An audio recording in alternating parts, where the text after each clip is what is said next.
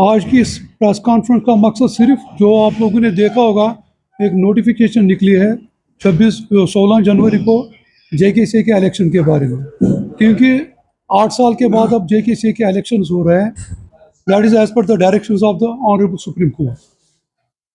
इससे पहले मैं बीसीसीआई के प्रेसिडेंट श्री मिथुन मनास जी को अप्रिशिएट करता हूँ, शुक्रिया करता हूँ कि उसके पर्सनल एफर्ट्स की सबब से जो उसने मेंशन किया सुप्रीम कोर्ट में, केस लगवाया और जिससे ये डायरेक्शन पास हुई है। इस इलेक्शन के जो 8 साल लगे हैं, ये 8 साल के बाद ये इलेक्शन क्यों हुआ, मैं थोड़ा इसको ब्रीफ करूंगा, इसका क्या वजह हुआ है। 2016 तक जेकेसी की जो बाज़ाब्ता बॉडी थी, जो यहाँ के ऑफिस बेयर्स थे, उसके बाद 2016 में कुछ मेंबर जो हाई कोर्ट में चले गए, उन्होंने पिटीशन फाइल की और जहां उन्होंने प्रेयर में ये मांगा है कि जेकेसी में एडमिनिस्ट्रेटर्स को लगा दो। उसके बाद 6 दिसंबर 2017 को हाई कोर्ट की जजमेंट आ गई है, जिसमें 2 रिटायर्ड जस्टिस, एक सुप्रीम कोर्ट के जस्टिस थे और दूसरा चीफ जस्टिस एक हाई कोर्ट के थे, उनको अपॉइंट किया गया एडमिनिस्ट्रेटर्स। और उसके साथ साथ सीओ को अपॉइंट किया गया और साथ साथ में ओम्बुड्समैन को अपॉइंट किया गया। तो उस जजमेंट का मकसद सिर्फ ये था कि ये एडमिनिस्ट्रेटर्स को ये अथॉरिटी दी गई थी कि आप जेकेसी के कॉन्स्टिट्यूशन उसको अमेंड करना था as per the Lodha recommendation, और सीओ का जो लोकल काम, जो डे टू डे एक्टिविटीज की, उसको उसके लिए रखा गया। और ओम्बुड्समैन को इसलिए अपॉइंट किया गया क्योंकि 12 क्लबों का डिस्प्यूट चल रहा था, उसको वो सेटलमेंट करने के लिए ओम्बुड्समैन को अपॉइंट किया गया। ये सब चीज़ इनको पूरा ये जो इलेक्शन अमेंडमेंट और डिस्प्यूटेड क्लबों का फैसला देने के लिए टोटल इनको टाइम दिया गया, 2 महीने के अंदर ये सब कंप्लीट होना चाहिए। तो 4 साल एडमिनिस्ट्रेटर ने लगाया है कॉन्स्टिट्यूशन अमेंड करने के लिए। उनको ये कहा गया as per the recommendation of the Lodha recommendation. तो लोधा रिकमेंडेशन क्या है? लोधा रिकमेंडेशन में थोड़ा एक्सप्लेन करना चाहता हूँ उनको क्या कहा गया। लोधा रिकमेंडेशन में अमेंडमेंट करनी थी, बेसिक स्ट्रक्चर तो वो चेंज नहीं कर सकते। जो सुप्रीम कोर्ट की जजमेंट 2016 में आई, उसमें डायरेक्शन बाज़ाब्ता यह है कि जो बेसिक स्ट्रक्चर है, यानी कि जो बेसिक मेंबर्स हैं, उनको ये चेंज नहीं कर सकते थे, जो भी एडमिनिस्ट्रेटर है दूसरे स्टेटों पे भी। लेकिन एडमिनिस्ट्रेटर ने क्या किया, उन्होंने जो कॉन्स्टिट्यूशन है उनको अमेंड करनी थी, उन्होंने रिपील की। जो कॉन्स्टिट्यूशन 1957 की थी, उनको वो अमेंड करनी थी as per the Lodha recommendation. Lodha recommendation में एक इनको इनकॉर्पोरेट करना था इंटरनेशनल प्लेयर्स, उनको मेंबरशिप देनी थी। दूसरा ये था कि उनको जो डिस्क्वालिफिकेशन सुप्रीम कोर्ट ने दिखाई है, वो जो डिस्क्वालिफिकेशन था वो था जो अबो 70 ईयर्स है उनको वोटिंग राइट नहीं है। जो गवर्नमेंट एम्प्लॉय या मिनिस्टर्स थे उनको वोटिंग राइट नहीं था। और तीसरा, जो क्रिमिनल केसेस में इन्वॉल्व थे, उनको जो कन्विक्शन है वो उनको वोटिंग राइट नहीं है। तीसरा, जो 2016 के बाद जो ऑफिस बेयर 9 साल कंटिन्यू रहे, उनको भी वोटिंग राइट नहीं था। चौथा है कि जो एक इस एसोसिएशन में, इस एक बॉडी में मेंबर हो, वो दूसरी स्पोर्ट्स बॉडी में भी अगर मेंबर होगा, वो कॉन्फ्लिक्ट ऑफ इंटरेस्ट बनता है, उसको भी वोटिंग राइट नहीं था। ये चीज़ इनकॉर्पोरेट करने थे कॉन्स्टिट्यूशन में, इसमें अमेंड करनी थी। तो इसके बारे जो एडमिनिस्ट्रेटर्स थे, उन्होंने उनको जो मैंडेट दिया था उससे बाहर गए हैं। उन्होंने क्या किया, उन्होंने रिपील की थी कॉन्स्टिट्यूशन। इन्होंने एक नई कॉन्स्टिट्यूशन इंट्रोड्यूस की, जिसमें उन्होंने मेंबरशिप क्लास में डिस्ट्रिक्ट क्रिकेट एसोसिएशन को इंट्रोड्यूस किया है। तो जो बेसिक मेंबर थे, जो बेसिक स्ट्रक्चर है, so as per the Supreme Court direction, उन्होंने वो टोटली चेंज किया है, वो कॉन्स्टिट्यूशन ही रिपील किया है। और साथ साथ में ओम्बुड्समैन को जो उसको फैसला उसको देना था, उनको क्लबों का डिस्प्यूट सेटल करना था। तो ओम्बुड्समैन ने क्या किया इसी पीरियड में, उसने ये कहा कि मुझे जेकेसी ने रिकॉर्ड प्रोड्यूस नहीं किया है, इसलिए वो किसी कंक्लूजन पे पहुंचा नहीं। तो उसने क्या कहा, ये जो दोनों पार्टीज है लिटिगेशन में, जिसमें वो पिटिशनर और रेस्पोंडेंट है, आप आपस में बैठो और अपना डिस्प्यूट सेटल करके, आप अगर आपको जरूरत पड़ेगी, आप सीओ को अप्रोच करो और वो आपके क्लबों का इलेक्शन कराएगा। साथ साथ में वो इलेक्शन जो है वो as per the rules and regulation of 2018, जो एडमिनिस्ट्रेटर ने बनाए थे उसी कॉन्स्टिट्यूशन के हिसाब से आना है।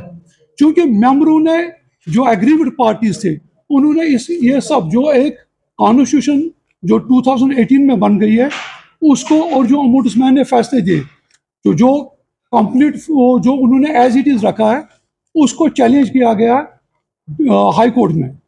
तो हाई कोर्ट में अल्टीमेटली मार्च 2021 में जजमेंट पास किया है, और उस जजमेंट में जो एडमिनिस्ट्रेटर्स और सीईओ है इनको डिसकंटिन्यू किया गया।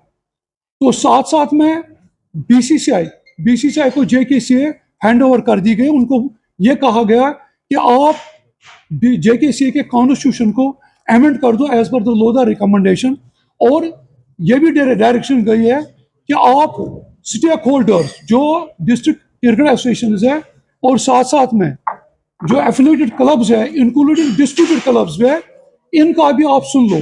दोनों साइड का इन पार्टीज को बुला के इनका जो भी पॉइंट ऑफ व्यू है वो उनके सामने रखेंगे। तो उसके बाद उनको बोला कि आप कॉन्स्टिट्यूशन नई फ्रेम करके इलेक्शंस करा दो जेकेसीए के। तो उन्होंने प्रोसेस स्टार्ट किया। बीसीसीआई ने एक सब कमेटी बनाई, उन्होंने स्टेक होल्डर्स को कॉल किया है। तो इस दौरान उन्होंने जो इन स्टेक होल्डर अपने पॉइंट ऑफ व्यू रखे, तो अल्टीमेटली उन्होंने सुप्रीम कोर्ट की कॉन्स्टिट्यूशन को भी देखा है कि बेसिक स्ट्रक्चर चेंज नहीं कर सकते थे। उन्होंने नई कॉन्स्टिट्यूशन बनाई जिसमें उन्होंने वापस एफिलिएटेड क्लब्स को लाया है। तो जो डिस्ट्रिक्ट क्रिकेट है वो उन्होंने बाहर निकाल दिए, कॉन्स्टिट्यूशन को उन्होंने फ्रेम किया। उसके बाद उन्होंने एक constitution registrar of society Jammu को रजिस्ट्रेशन के लिए भेजा है। तो वहाँ कॉन्स्टिट्यूशन वहाँ पे थी। मीनवाइल जो ओम्बुड्समैन के ऑर्डर है उन्होंने उनको भी रिव्यू किया कि उसने ऑर्डर जो थे वो एज इट इज ही रखा।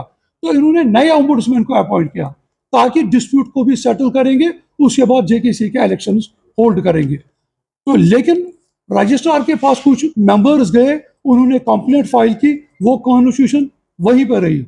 मीनवाइल दो क्लब, एक youth cricket club Jammu, youth cricket club Bhaderwah और यहाँ का कश्मीर क्रिकेट क्लब श्रीनगर, इन्होंने एसएलपी एक फाइल की सुप्रीम कोर्ट में। तो जिस एसएलपी का रिजल्ट 27 अक्टूबर 2025 में सुप्रीम कोर्ट ने जजमेंट पास किया। उस जजमेंट में सुप्रीम कोर्ट ने बीसीसीआई की कॉन्स्टिट्यूशन जो उन्होंने बनाई थी वो अप्रूव की है, वो कॉन्स्टिट्यूशन। और साथ साथ में उन्होंने एक former chief election commissioner AK ज्योति उसको अपॉइंट किया कि वो जेकेसीए का इलेक्शन कंडक्ट करेंगे with in the period of 12 weeks. ये सुप्रीम कोर्ट की डायरेक्शन आई है। और साथ साथ में उस एसएलपी में 2 IA फाइल किए गए थे। जो मेंबर्स जो 2 क्लब सस्पेंड किए थे वर्किंग कमेटी ने, जो 3 अक्टूबर 2015 में वर्किंग कमेटी हुई थी, उसमें 2 क्लबों को सस्पेंड किया गया।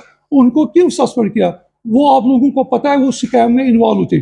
जो मल्टी करोड़ स्कैम जेकेसीए में हुआ वो 2 क्लब उसमें इन्वॉल्व थे। तो वर्किंग कमेटी ने डिसीजन लिया उनका वोटिंग राइट हम सस्पेंड करेंगे। तो उन्होंने भी IA फाइल की थी सुप्रीम कोर्ट में। तो सुप्रीम कोर्ट ने वो 2 IA भी डिस्पोज ऑफ किया और उनका जो आर्ग्यूमेंट था वो डिक्लाइन किया। तो सुप्रीम कोर्ट ने जो वर्किंग कमेटी का डिसीजन है वो अपहोल्ड किया है। तो ये सिचुएशन में जो AK ज्योति जो इलेक्शन कमिश्नर, जो farmer election commissioner chief election commissioner India का है, उसने अपना प्रोसेस स्टार्ट किया है। तो एक नोटिफिकेशन उसने इशू की है जिसमें वो 16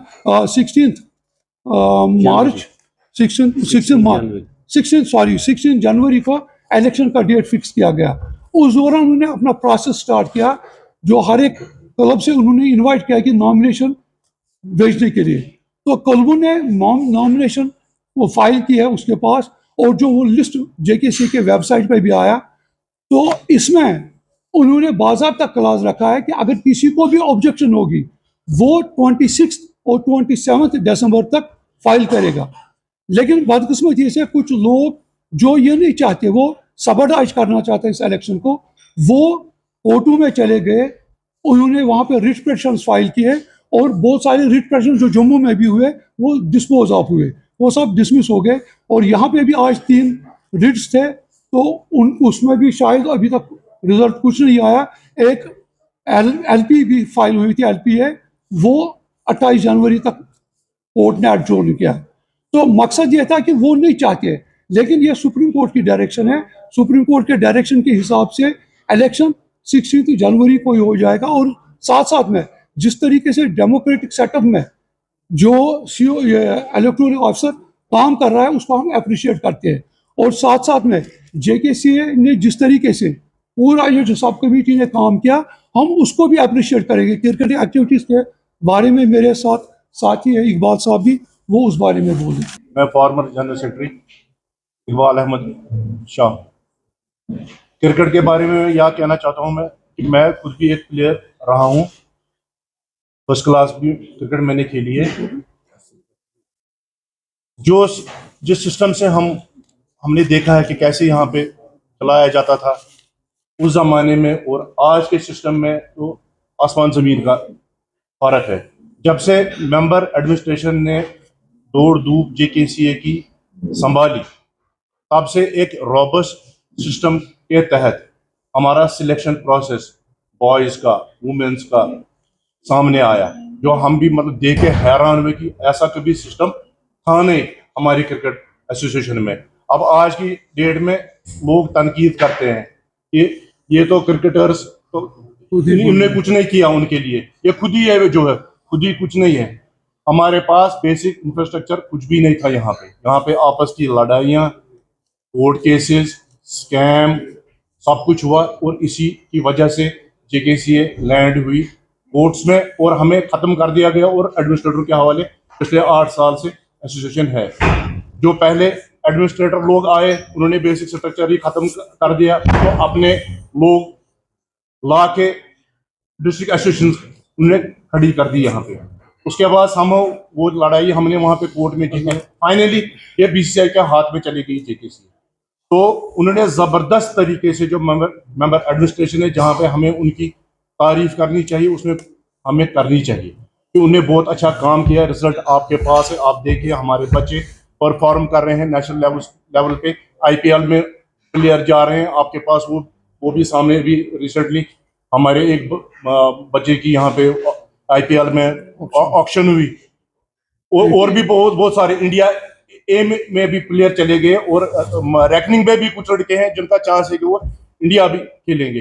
तो इंशाल्लाह मेरे को उम्मीद है इलेक्शन के बाद भी ये सिस्टम जैसे मेंबर एडमिनिस्ट्रेटर ने सेट किया है कि काम कैसे करना चाहिए, इंशाल्लाह आगे भी जो भी at the helm of the affairs आएंगे लोग वो भी उसी नक्शे कदम पे चलेंगे। और इसमें सबसे ज्यादा जिसको मैं इसका क्रेडिट देना चाहता हूं वो हमारे बीसीसीआई के प्रेसिडेंट साहब मिथुन मनास जी हैं। वो खुद बहुत बड़े फर्स्ट क्लास क्रिकेटर रह चुके हैं, दिल्ली से खेले हैं, दिल्ली की कैप्टनशिप की है और फिर वो 2015 में यहाँ आए। यहाँ से उन्होंने एज कैप्टन कम कोच खेला यहाँ पे जेकेसीए में। ये उनका विजन, उनकी क्रिकेटिंग नॉलेज, उस वजह से जो भी ये क्रिकेटिंग एडमिनिस्ट्रेशन जो उन्हें अपने हाथों में संभाली है, सारे रिजल्ट उस चीज़ के हैं। जहाँ पे हमें चाहिए कि उनको हमें सराहना चाहिए उसलिए कि उसके बजाय हम कुछ लोग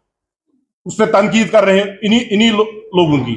तो इंशाल्लाह मेरे को उम्मीद है कि जब आगे इलेक्शंस होंगे तो जो उन्होंने एक सिस्टम सेट करके रखा है, इंशाल्लाह वो लोग जो भी at the helm of the affairs आएंगे वो उसी प्रोसेस पे चलेंगे। नहीं कहना है, जैसे जावेद साहब ने लीगल पोजीशन आपको वेरी क्लियर कर दी बिल्कुल ठीक से, और इकबाल साहब ने भी क्रिकेट के बारे में बता दिया। मैं कुछ बातें जो आपको जानना ज़रूरी है।